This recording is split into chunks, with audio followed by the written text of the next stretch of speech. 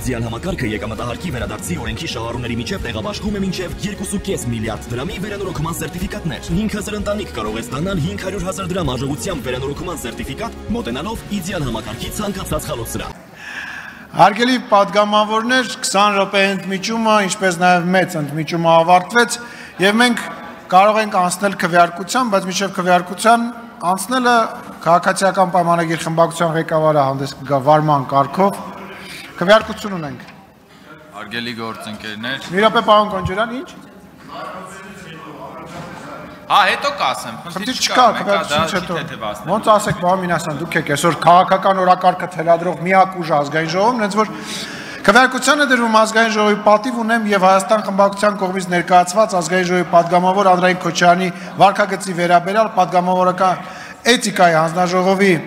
ստեղծման մասին ազգային ժողովի որոշման նախագիծը քվեարկություն։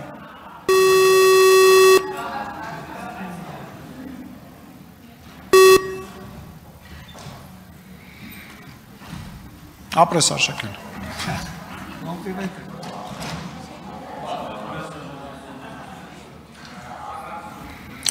Կողմ 28 դեմ 47 ձեռնպահ 1 որոշումը չի ընդունվել։